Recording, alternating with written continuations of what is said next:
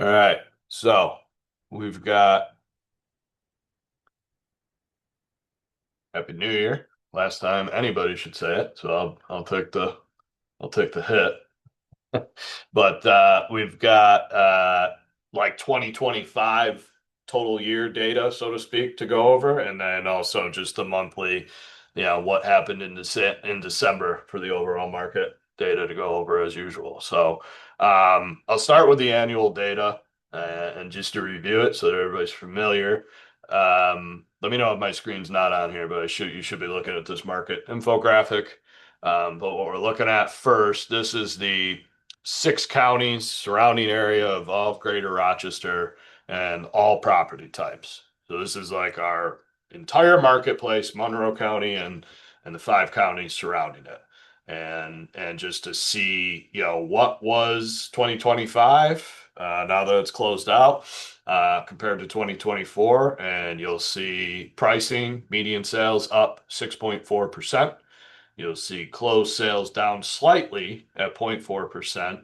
Now, I always like to look at this data with a little bit of a lag because this is from the MLS, and what happens is, listing agents that are closing out listings, this data is driven by that. So if a listing closed December 31st or the 30th or whatever, and it hasn't been paid out yet, and when it gets closed out in the MLS, these closed sales ultimately will increase probably as the days go on into the month. But we're, far enough in right now to where it's like, hopefully it shouldn't be dramatically. What I didn't want to do, just to drive this point home, is look at the data on Monday of this week, coming off the 2 weeks of holidays and just, especially like, a lot of administrative type work getting put off, or even the employees that do it being off, and then things get updated, Monday, Tuesday, Wednesday this week. So I didn't even look at this data until this morning, for that reason. But anywho, to see the entire marketplace, Greater Rochester, go up 6.4% in price, and essentially remain flat, and maybe we end up slightly up in closed sales and units. Nothing new for what we were expecting, right? Just in terms of, we know pricing has been going up, and we know inventory's been really flat, or not really helping the case to cause for a dramatic increase in closed sales, has been the story of the marketplace for multiple years now. And 2025 was another year. Um, Median days on market up 14%, but that seems like a dramatic increase. And it does, percentage wise, it comes off that way when you go from 7 to 8. But still, just, I don't have handy what the national days on market average is, but I believe it's around 40-ish. So we're just so extreme on a seller's market side of things, that's where we're at. So I wouldn't pay attention to percentage. I would pay attention more to, like, we got single digit days on market as a story, that continues to be told here locally. Inventory is the other important aspect, right? And just what has our inventory levels done? New listings, over the course of the year, up 3% from 2024. Yay! So optimistically, like, that's an improvement, better than going backwards, right? But not really moving the needle, right? So that's the entire marketplace and all property types. I like to kind of zoom in further for at least, most of us, Monroe County single family residential focus. So to really hone in and look at that data is something that I always do when I'm doing this. And we see a little more dramatic of an increase, or not dramatic, but a higher increase in median sales price for the year compared to 2024 at 9.1%, which holds true to the story. And you do see a little more closed sales in Monroe County with single family homes, up 1.8%, call it 2% by the time everything's updated. So good to good to have an increase, right? We certainly, when it comes to transactions or inventory, like we don't really want to be going backwards. Debatable, I guess, if we want to keep going up in price. Um, 7 days on market, still the same as it was last year, 0% change. And then new inventory, new listings throughout the year, the inventory levels, kind of coinciding with the, you know, smaller single digit level of, up 3.4% compared to last year is what this data shows for Monroe County single family and again, similar type numbers for the entire marketplace. Any questions or thoughts or comments on the annual data side of things? Hey, I got a question. Jason, are you able to hear me? Yep. Yeah, so I would do these for my monthly email. You were just saying you wouldn't want to check it on Monday. I guess it's available weekly, or is it more of a monthly thing? Yeah, so these like this just to go here, you access this data at this market stats, right? And Yep. you can check this at any time. I'm trying to think. Well, so yeah, like we'll only have you won't be able to look at January's data right now. Right. Well, Oh, actually, hold on. okay, you could review it by the Yeah, I week. guess you can I look at it do weekly. that now. And then my other question was, what I didn't don't know if I followed that about the lag time. Are you saying that like if listings are closing out, but listing agents aren't updating those sales, or maybe those sales aren't getting recorded with the county and stuff, that is that the lag time you're referring to with the recording of the sale with the county? It's more so the physical element of the agent or the staff of the agent inputting in the MLS, right? Right. There's And always lag physically there. closing it out. Yeah, I see what you mean. Uh, Yeah. yeah. That's why I mean, typically, well, one thing, the monthly data update it's usually a couple day lag to begin with. Right. Yeah, I don't want to go 2 weeks into the month and have it be kind of, outdated and we're already on to the next. But I like to give it a few days just to let things catch up because what I've found is like if I look at it, if I looked at it Monday, those closed sales numbers would have been, I don't want to say dramatically, but a lot less than what they are today now that everything's updated. I'm expecting not a major change from say today to next Friday. Okay, so like if you're checking on a previous month, that could be kind of fluid depending on when you're checking on it and Yeah. what's happening. And we're what do you call it? Splitting hairs. Uh, Yeah, but, that but yeah, I tend to do that, but no, all good. that All was good. Same here. That's what that's what we're talking about, right? So all good. thank you. Cool. All right, I'll move on to the comparison or the data from December compared to last December and November of 2025 is what we'll be looking at for the next two slides here. So this is single family in Monroe County. On the right here, you see November 25, and on the left, you see compared to December 2024. Um, like pricing wise, I want to look at the left hand. I want to look at what pricing is done compared to last year. The reason I don't put as much emphasis on when it's done compared to last month is you're going to have seasonality always playing out. And the way this, here's the last 12 months, this up and down effect is how it's going to look every year in the real estate market, especially here, but pretty much everywhere. I guess I'm curious as to like a market like Florida where you got the snowbird and stuff like that element, if it's any different. But for our market, like it's always going to go down. Pricing that is always going to go down in the fall and winter months and then climb back up in the spring. Okay. So don't put a lot of weight in seeing like, oh my God, 6.5% less.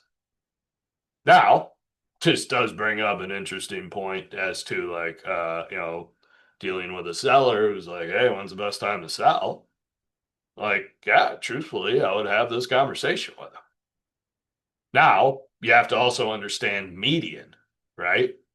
And, median compared to average, meaning that, when you have an average, you have all the data and, it's going to be influenced more heavily by the outliers, right? Whether, you have a $1 sale or a $10 million sale, like really can make a big difference in what those average numbers are, more so compared to the median as to basically just the middle, and that represents like where most of the transactions are happening, right? And where most of the marketplace is for whatever, area or piece of data you're looking at. So from an economist standpoint, that's why median sales price is looked at in real estate data compared to average sales price, is because we're going to what is pricing doing for where the majority of the transactions are playing out. Okay. And this is a conversation I would have,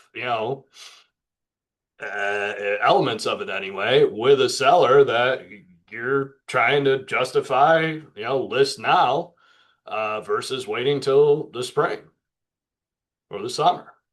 Because they're, if you're using this type of chart or data and they can see this, well, it's like, okay, February of last year it was 230 and then it was 308 in June. Like that's not actually how the overall, like just that much difference of a home selling, like one singular home example, isn't going to sell for $80,000 less in that same amount of period from February to June. It's just where the majority of transactions are selling. And when you have our seasonality play out, where the majority of the market enters in that spring and summertime, and then you see like what our true numbers look like. Uh, you know, Median for the year in Monroe County 275. But again, it's not like that's indicative of any individual property. That makes sense. All Yes. right. So slight increase December to December, which ultimately what you need to know from that is like we're still growing because here we are in December. And, compared to December of last year, which would have, the similar seasonal time period or the same seasonal time period, I mean, consider it, I guess, flatline more so, right? Of just 1% up, but obviously right in that seasonal period. Um, Closed sales down, 1%, just kind of consider it level. We did see a little bit more increase in closed sales compared to last month. Now, to me, again, keep in mind this is closed, not necessarily pending. This represents the kind of unseasonal fall that we had, right? To where like my description of how the fall and holiday market played out was like well, September I think kind of was, if you remember, it was kind of like stale coming off of Labor Day. And then we picked up later in the fall and like moving into Thanksgiving, and this Thanksgiving to December holiday period wasn't like a ghost town like it usually is my pulse on things. So these closings that happened in December were written in October and November, and that was, you know, um, good time. And the month over month difference was, just shows the momentum that we carried there. Uh, you know, this is interesting to see the median days on market climb to 11. Now, this is also for the month of December. Okay. And, I think like you got to keep in mind we had the the holidays in that, and I think like leading up to Christmas was strong. It certainly waned as we got into December, but you're kind of seeing an effect of the demand. This could be possible. um Sellers that priced higher and it took longer to sell. And these, going from 8 to 11 days, like again, percentage wise is dramatic at 37.5%. But at 11 days on the market, oh my gosh, sky is falling. No, it's not, obviously, right? And same to see 22% compared to last year, go from 9 to 11, like big deal, right? But also the seasonality of it, right? Like you see last year, like 9 and then it went back to 7 and 7, 7, 7, 7, 7 till October when it climbed to 8. 8 turned into 11, November to December. Talking way too much about just an extreme, low days on market dynamic that we have in our market, fortunately for sellers. List to sale price ratio, similar, down slightly compared to last month, down very slightly compared to last year, still well above 100%, meaning that bidding wars are still playing out and sellers are still, getting a premium for selling, as we know. Median sold per square foot. Typically I just kind of look at the sales price and the sold per square foot numbers, all in one, assuming that they're similar, and they usually are, right? Like, I guess to the point of just what I described with median versus average and how to think of this seasonality wise, like, I guess if the per square foot number may allow you to zero in on more like, specificity in terms of how you're kind of translating the data to any given price, but it still has this seasonal up and down type of way of going about it. The inventory story is going to continue to be the story of our market for the duration. One of the stories of our market for the duration, and you see some really dramatic slides in December, right, compared to November. And that's where I think, like, the hot market that we felt in December was a result of, that much lower inventory. I don't mean to toot my own horn, but I believe I called this somewhere in one of our platforms of like, hey, I'm expecting to see a lot less inventory in December compared to November based on, the current pulse that we try to keep on a week by week basis. And sure enough, like, I mean, 43% less is significant, and 200 something freaking new listings is just like, the rhetoric from back in the day, when there was more of a balanced market, is we'd be looking at like closer to 2,000 listings a month. That's how freaking extreme this stuff is. That's crazy. Yeah, maybe not quite at 2,000, but like, with the 4 digits on it. Well, let me do this. Uh, Can you go? Yeah, there you go. Yeah, you only go back to 2019, and that was a different market. This was an extreme market still, right? 1.9 per months of inventory. It's well below. But you see, 700, like we were complaining about, like, what the hell is going on? Like back in 2009, it would have been that much higher. Wow. 2000, the early 20 teens. Um, yeah. Huh. So perspective's important. We're doing a lot of like be in a position to be the economist of choice with this session here today, right? And just like the biggest takeaway here is not so much that like, oh my God, 43% down. It's more so like this is just an obnoxiously low number. What I would put more weight into is like, what was the difference between last year and the same seasonal period, and like double digit lows is like, what the hell? Hmm. Right? Like, can't catch a break, so to speak, if you're rooting for a buyer's market, I guess. Yeah. Got the listings, you're feeling pretty damn good about this. So there's dual messaging, because all of us want to work with buyers and sellers. There's always going to be the duality of our messaging that we need to deliver. And like, yeah, when you're in front of a buyer, it's kind of like, what the hell? But when you're in front of a seller, it's like, this is why it's a great time to sell no matter what time of year. There are always more than 242 buyers looking to purchase a home, a single family home, in this case in Monroe County. Way more than that. no matter what's going on, you know. It's funny because I feel like there's a weird conversation there too, because if you go in and say, look, there's only 242 people put their house on the market in a million, out of a million or out of however many houses are in Rochester, right?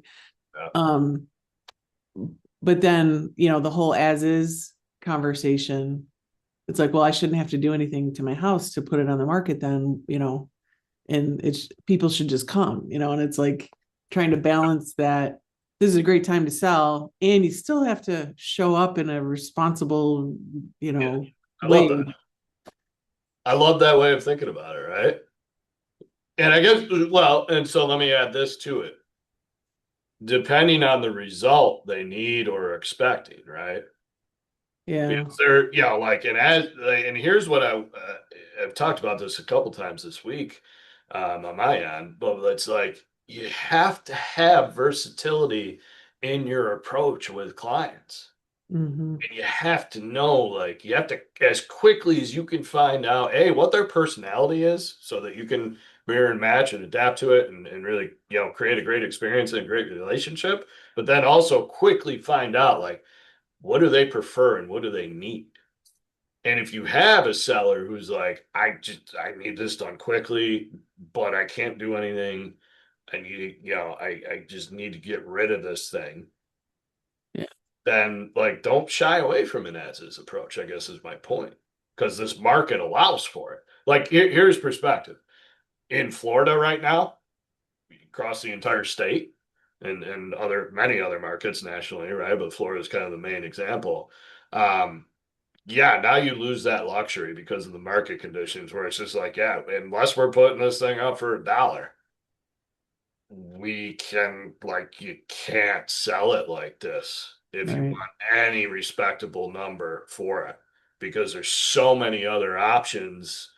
Typically that conversation usually plays out where it's like, look, I get it. And what you got to understand, here's 10 other listings that are significantly better than yours that are also not selling at the price that you want that have Mhm. been on the market for a long time. Right. So, make hay while the sun shines has been a consistent message of mine, over the course of the years, coupled with, like, you do not want to see a shift in market. As difficult as this is, you don't want to deal with the other side of the market where, like, you now have less urgency from buyers because they can be selective and patient. And you have sellers that are just like up your rear, like, why isn't this thing selling? Right. Every weekend for 90 days. Like, are you doing another open house? What happened at the open house? Nothing. Like, why not? Hmm. And you're telling them to reduce the price or fix this or do that. And I'm like, no, just do another open house this weekend. Like, you don't emotionally, so to speak, you don't want to deal with that as an agent. Lucky I was young and dumb and didn't have the conscience or mindset or whatever to understand what was happening from 2012 to 2017, I'll say 16, of what that market was, where it was, a bear of, like, I do recall, like, a lot of expired listings of mine that just didn't sell because it wasn't just a market where you could throw a listing online and it takes care of itself. And I didn't know what the hell I was doing, comparatively speaking, I guess. Well, no, I didn't know. So sorry for the side conversation with myself. It's The not. All right, where did I leave off? New listings, active inventory. Just to define this, like, so new listings that came on. Active inventory is inventory that's left remaining at the end of the month, right? So what didn't sell, and really kind of a indicator of what the demand is like, right? Because if you had, all these, if you got listings that sit, right, you would also see higher days on market. You would see more months supply of inventory. So of the inventory statistics, I want to pay attention to both, but I really want to analyze active inventory. And here we are, just that getting dramatically reduced, and indicating that all these homes that are on the market are getting scooped up to the tune where, like, we've been what? I mean, well, let's see, 0.9, 0.8. Yeah, the lowest we got in the past 12 months was 0.8 supply of inventory, and the messaging has been consistently like, that's freaking just obnoxiously low. Like, you tell this to somebody in another market, they're gonna call you a liar. Yeah. They're gonna say that you don't know what you're talking about, you're full, you know what, and you know that can't be right. Because as a reminder, a balanced market, historically speaking anyway, is 4 to 6 months supply of inventory. Meaning that if not another home was listed starting today, there's 4 months worth of homes out there that buyers can buy before they all run out, assuming that another home doesn't get listed in that same time period. Here we got 15 days. And that, like, we're living in a historical market is part of a perspective to understand. This, for this to drop to 0.5, just really speaks to what we led up to in terms of a strong fall, because now this is all making sense to see what December looks like, right? And combined with our overall feel of activity in the market, to where it's like, okay, leading up to the holidays, like, it was unseasonably warm in the marketplace, and like all that happened, and then it's like, hey, you had your typical holiday season, like, let's get the eggnog out and the Christmas lights and take a breather here. From sellers' standpoint, rightfully so, is what typically happens seasonality wise anyway. But we're so compressed and so tight in our market on the inventory side, that's going to continue to be the story for I don't know what the change is. I can't predict what the change could be to really flip this on its side, perspective wise. And even with the, I guess the second headline or equal headline for, 2026 predictions of affordability, there's just still enough adequate demand to create, the supply problem. So we got that double-edged sword, so to speak, to where it's like, okay, good for sellers, but it also creates the inventory problem of the bottleneck, to where it's like, yeah, I can sell, but where the hell am I going? Spent a lot of time. So just to the four all property types across the 6 county area, similar number percentage wise, right? Really across the board. Let me just revisit. I mean, I guess you got a little bit higher of a jump, median sales price. You got, more of a jump month over month close, but flat there. Decent. I mean, going 9 to 14 and 55%, like, is dramatic again, but you're still at 14 days. And also, 13 was the number last year. So just a seasonality type of thing to it. We're still getting bidding wars across the board, still flatline there. And then, less inventory, extremely low month supply. So that's that. Thoughts, questions? I know I ramble and get excited about this stuff. I want to say, like, before I go any further, I got more. Um, you're this is if this is overwhelming, it it's data, it's numbers, it's confusing. Like, it's okay. The point of doing this once a month, and the more that you just hear it, I'm telling you, is going to cause a lot of growth and a lot of purpose that you can apply in actual real-time settings with your people, the more that you acclimate yourself to just hearing the conversation. And I say it a lot, but like my intention is just to like do the dirty work here so that you can just hear it and not have to figure out how to analyze it all Mhm. to get to this point of presentation, so to speak. But do look to add purpose to your business to where you're comfortable with carrying just some sort of, it's okay if it's just an elementary, cursory overlook of this topic with your people. And especially the key dynamics around inventory and supply, like, you have to understand that.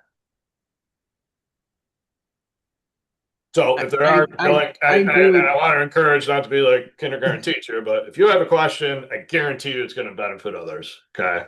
So just, I know vulnerability is a thing. You're always welcome to text me, get me privately to, hey, talk about this today. I don't want to bring it up, but so if anybody has any questions before I continue, please. I just want to say that, yeah, like it's become less overwhelming to me listening to you talk about it, and the ability to just pick one, like something will click with me when you're talking.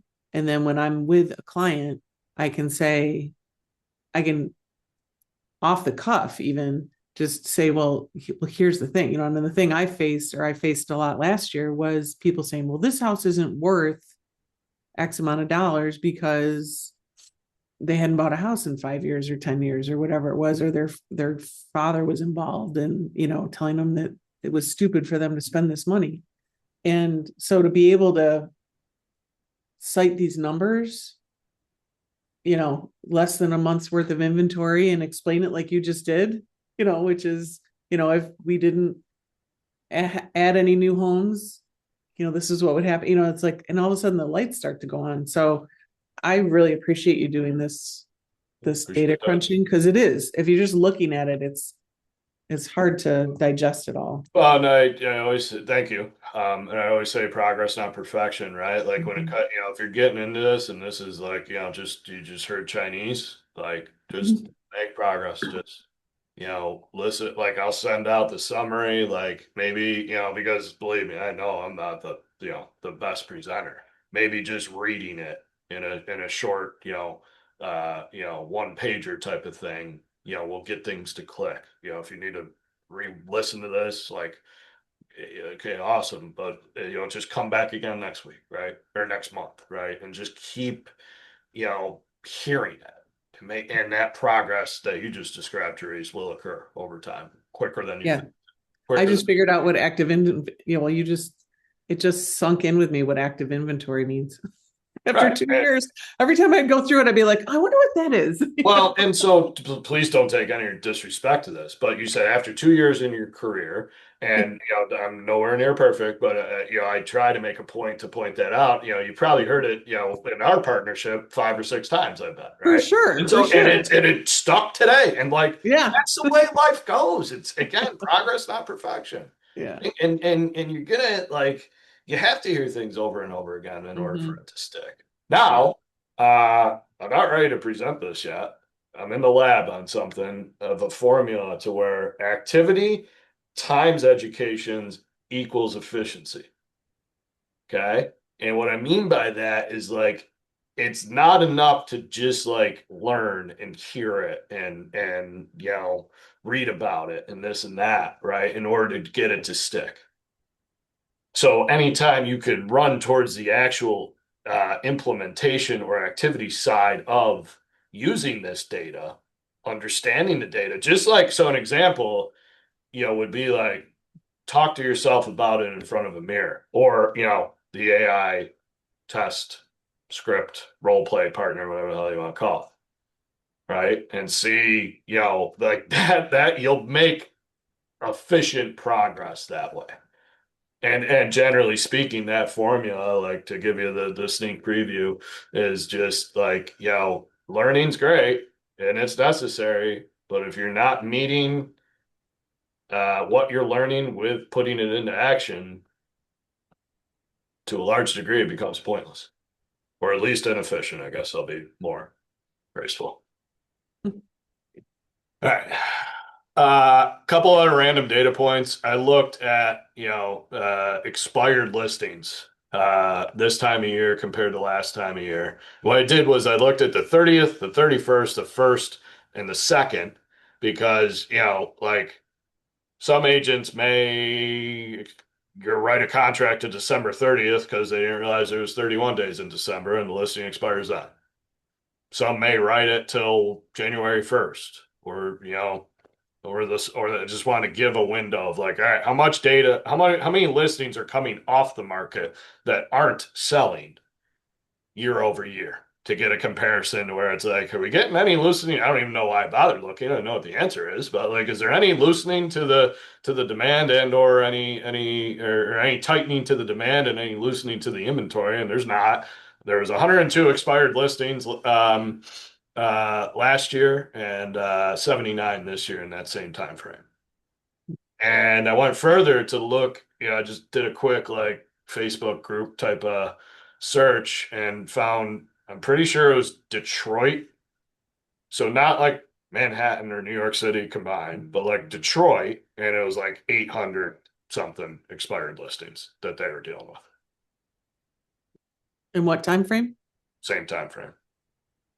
Which was what? I missed it. Well, just like the new year, like, around, like and it may have been like just on January 1st for them. Oh, okay. Yeah, I don't have an Oh, like exact. a point in time. I Okay. was just searching social media for Gotcha. other agents, knowing that I could find somebody who's talking about like, oh, I call all these expireds on January 1st. And I don't mean to say it that way because like that is a tangible action that you could take for your business because 79 listings came off the market. Gotcha. So more of the same inventory story. Um, I'm gonna go here next. Bear with me. There is a method to my madness. Shared this on Monday. I really want to just like, I want this to stick in terms of our new construction market. Um, and just how, you know, a reason why we don't have or why we have supply problems or don't have supply. 6.8% of our listings are new construction in the marketplace compared to the national average of 16.7%. So it's a, there's call it 10% of an opportunity for growth that we could see that we're not. And then to add to the fun, uh, you know, those few newly constructed homes are 130 for 7% more expensive than the average existing home. Now, this I take with a grain of salt because, like, all right, what are you using as the data point for, existing homes, right? Like, you always got to be careful with data and analyzing it. And, this proves it as well because this is an article from um, going off the realtor.com article that ranked us as number 2 for predicted growth in 2026. And it, that the data that they just touted in the article was this right-hand column here of combined growth and saying that we're going to grow 15%. I read that article. I'm like, I don't, I don't like that because it doesn't seem legitimate to me that we're going to increase in pricing 15% this year. Um, Even to hear that, okay, it's actually 10% price growth. What they did was they combined to write that article, right? They combined, okay, what's the prediction for sales growth in terms of number of homes selling, unit count, right? And the prices that they're selling at, and combine the two to create this ranking list. So, yeah, don't look too much further into it because we're still expected to increase double-digit percentage, and that still puts us as number 2 on the list, with Toledo being number 1 instead. Um, all right.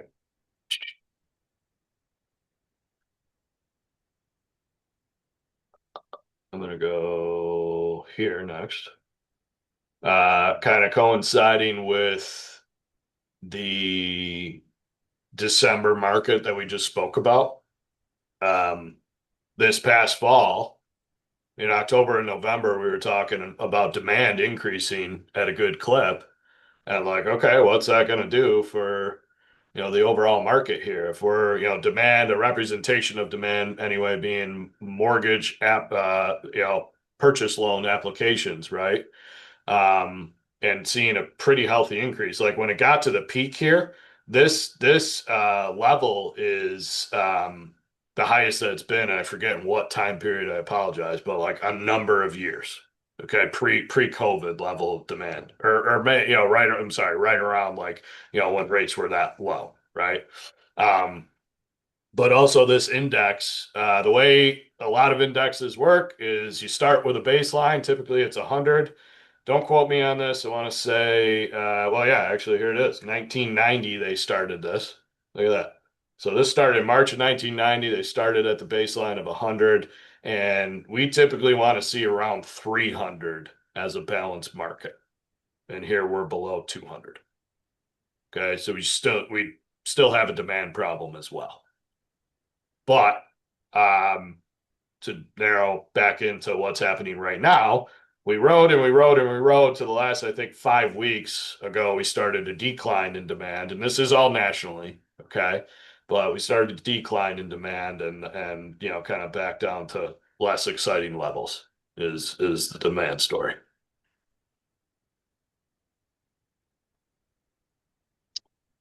Alrighty. I'm gonna go. Anything else? Sorry. Here's an overall like just what to see what rates have done in the last year. Not even the last year, really 6 months. So you kind of see that downward pressure, which is good. We'll come back to that, but we know, the dueling mortgage forecast of what, no matter, even if the green line is right here, we're still only looking at a prediction of 5.9% come end of 2027, right? And the conflicting prediction of remaining, in that, 6% plus territory and close to 6.5 from the mortgage bankers, up until that point. So we know rates aren't going to be, a cure for anything moving forward. I'm going to shift slightly to the economic side of the discussion right now. And, two things economically that are going to drive interest rates. One would be inflation. That's the big one, I would say, in my opinion, and from my understanding, or what I'm interpreting. And then the other aspect being the labor market. As a reminder, when the economy is good and there's a lot of jobs being created and unemployment is low, that equates to people having money to spend and people therefore buy houses more so. When the economy is bad and therefore there's less need for lower rates. Okay, so good for the economy equals bad for rates in the sense of like there's the power that interest rates have is to stimulate the economy. When the economy doesn't need to be stimulated, there's no need to do it further because if you do, inflation can now get out of control. And the Fed has a dual mandate to look to control as much as they can inflation and the labor market. So when things are going really well, they want to be careful with how they, set their rate so that spending doesn't go absolutely hog wild to create a high inflationary stamp period. And inflation is how much is, your usual cost of goods. How much is it costing you? And when it's going up, like obviously that's not a good thing for people in terms of, okay, everything's getting more expensive. Nobody likes that. So when inflation is high, there's also no reason to lower rates because we don't want to create more demand to the market that just economics is simple, right? When demand is high, the suppliers can charge more. When demand is low, the suppliers have to charge less. And in terms of what, suppliers are charging, we don't want to see that inflation number go up.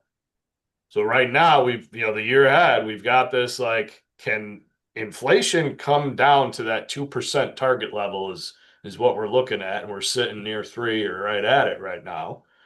And we've kind of like, we've gotten, I think, like 2.5 or 2.6 in the past 12 months, and it's kind of bumped back up a little bit.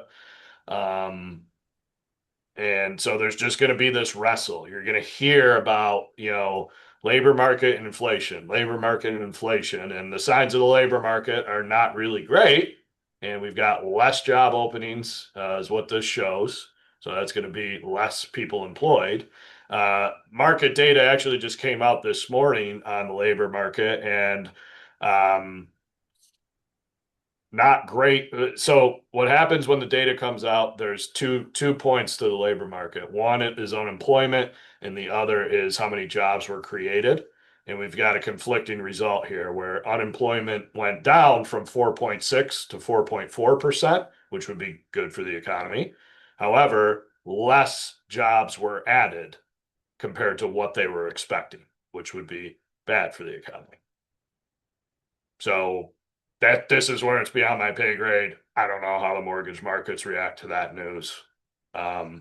Typically, I would bring a certain level of confidence to say like if a ton like that's just because the number of jobs that were expected to be created was 55,000 jobs. That's what the baseline is set as. That's a prediction. Like all of this, in terms of, the powers that be and the financial markets and whatnot, all it is gambling, right? So they set the line at 55,000. If there were 100,000 jobs that were created and unemployment dropped like it did, then I would be telling you, hey, you know, that's good for the economy and therefore really no reason for rates to drop. And we may see rates to go up. With this like being half and half, I don't know. Yeah, my pay grade. Questions there. I know, again, in the weeds with it, but here we are. Glad you're still here.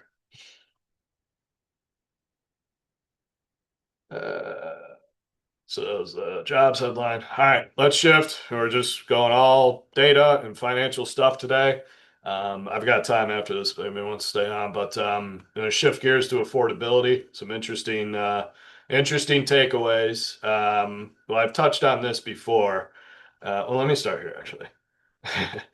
Highly negative, okay? But this came out earlier in the week. What would it take to make the housing market affordable again in 2026? And, this is news, so be careful with what the news spins, right? And understand how data works. But here's what they concluded from this study. In order to make uh, housing at the affordability level that it was in 2019, mortgage rates would need to fall to 2.65%. Incomes would need to rise 56%, and home prices would need to fall 35%. Awesome. Not going to happen, right? Okay. Yeah. So generally speaking, we want to be at a 30% or less, in terms of a total household budget going towards a housing payment. What's alarming about this is like this data, I didn't realize this till I read this, but this does not include your taxes or your insurance. So like the 30% benchmark for housing is kind of like old just old economic rule of thumb stuff. And how they're measuring it, like really doesn't, I mean, you got, housing or taxes and insurance, like that's going to, I'd put that in the housing category. And, like from a fiscally conservative standpoint, like I'd want to have everything in that, everything I need for my housing lumped into that category. Well, even when the market bottomed out, we were at, maybe 18% on the lower level nationally, but still not including our taxes or insurance or utilities or anything like that. That's just basically your mortgage payment. And, obviously we've been well above that since, the boom in COVID is what this shows. So yeah, Jay, not great.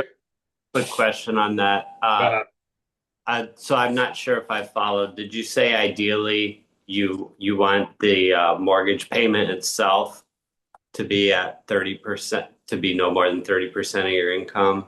Like, a great question. The the general like historical rule of thumb for prudent, fiscally conservative advice, for as long as this been relevant in terms of like probably the last century, right, where people are yeah, really managing their money and whatnot and budgets, has been like you don't want to spend more than 30% on housing. your total housing with the Yeah. tax and everything. From a general rule of thumb standpoint. General rule of thumb. Okay, My got it. discovery this week is like, holy crap, the way that I mean, this is coming from, well, analysis of Freddie Mac and the Right, census and NAR, right? So you got the census in there and Freddie Mac and yeah, and not to say negative, but like NAR is just a small subset compared to, the Census Bureau, right?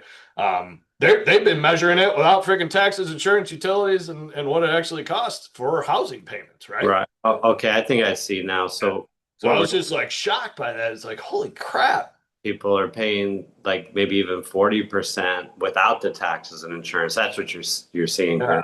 Oh, And we've got been consistently relating to this K-shaped it. Mhm. economy, right? Where it's a story of, Yeah, haves and the have-nots, right? And this just makes it that much more apparent to where like, that lower level of the K and the large segment of the population out there that is paycheck to paycheck and or financially struggling, like right, what does it better if 40% of your total income has to go towards just where you're living. right. We all Okay, know what gas and food and cell phone bills and, car insurance and daycare and yada, yada, yada. Like, at what point do you have money left over to just enjoy life, much less save and invest? right. So, not to get too deep there, but Okay. Excellent. um, I'll end on a topic that I've been on, but just like what we have to do is make sure that we can appropriately handle the rhetoric of it's just not affordable out there. I can't do it like and to take it even further, like we've had the benefit of being an affordable market perception wise for a very long time. I guess let's think of this as like locally, like our local communities. You go back to say 15 years time and up until the last 2, 3, 5 years, whatever, depending on how you want to look at it. Well, prior to the boom after COVID, everybody here would be like, yeah, it's great here. It's dirt cheap, right? And now that's kind of been flipped on its side to where, many, if not most, of our local community is like, this is wild. This is too much. This is obnoxious. Like, it's got to stop, right? When's the thing crashing down? We got to understand that that's going to be the dynamic that exists from a mindset wise of the consumer of our communities locally. And also understand that at the same time, we're seeing more and more migration to this region and specifically our market because of affordability advantages. So there's one perspective to understand in terms of, combating that rhetoric, so to speak, right? You have to be on a mission to where it's like the vast majority of your database, of your community, is going to be approaching the topic of housing for their life as it's just not affordable. Now, I'll take a time out from this to make sure that it's explicitly clear that you have to dig deep to really understand the financial position that your people are in that you're consulting with, because unfortunately there's just going to be plenty of examples where in the current moment of when you're engaged with them that yeah it just isn't affordable for them, unfortunately. Okay, so I'm not saying just go into with an undue assumptive directive, right? As to like, wow, no, we're in Rochester. Look at all these lists that we're on. I'm going to show you here in a minute. And like, no, dummy, it's affordable. You don't know what you're talking about. Affordability is to the individual. That's the message, right? Affordability is to each individual and their financial comfort zone, not what a realtor.com article says. So you have to make sure you're digging deep with that. Well, and the thing I've found is that it's affordable for people who haven't been living here, right? Yeah. Like if you're already living here and have been taking advantage of that affordability over the last however long you've lived here, now it's becoming unaffordable. Right. Yeah. Well, and that I agree. And the reality of that is like, yes, it's just that much more expensive for everyone everywhere. And we're not immune to that.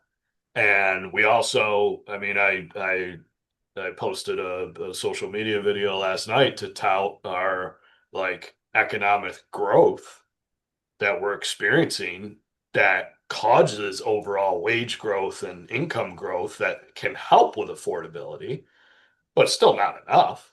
It's not, we're not a market where it's just across the board. Everybody's making that much more money where they can go out and attack affordability problems.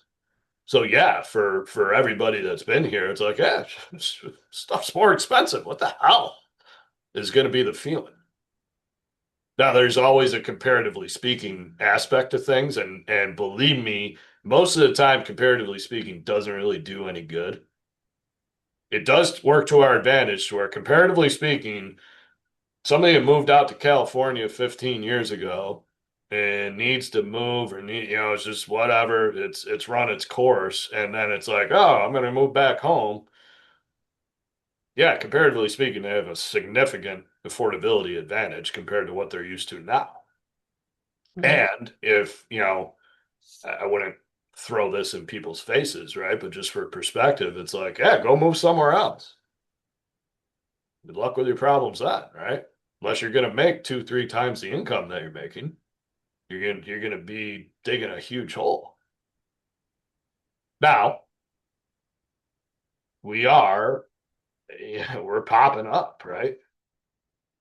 This was this week. Best, we were number one, right? Yeah. Number one, most affordable market for first time home buyers. Be careful with the data, be careful with the news, right? Because don't get me wrong, plenty of first time home buyers that would be happy to live in wherever this is at a listing price of 139. Being careful what I say, we all know this house isn't in Brighton or Penfield or right. So when you get into like, well, I want to live in Penfield as my first time home, and whatever we're looking at, 300,000, 350, different story. But we are landing on these lists, so there is some validity that you can bring to a perspective with a client when you're just, explaining everything that you can. So, and again, like, I've said this, but just to be clear on my mission to as a good partner to everyone is like my plan is to lead with the content that would be a good option for you to rip off and duplicate. But this, I shared this week because like this is good news. In comparison to if you remember over the holidays, there was the article that came out of Irondequoit being the most competitive market in the country. I don't know that I would share that publicly. I may send that to all my homeowners in Irondequoit individually, let them know how good they have it if they did need to sell. But I'm not sure that's the story I want to, publicly face with or lead with.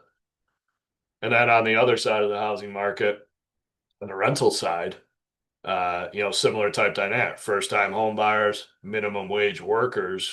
Buffalo and Rochester, were on the top 5 list of the country where, you can, afford rent in only these 5 metros in the country, at minimum wage in Buffalo and Rochester. Now, again, take it with a grain of salt because I'm assuming that that minimum wage income leads to a rent on,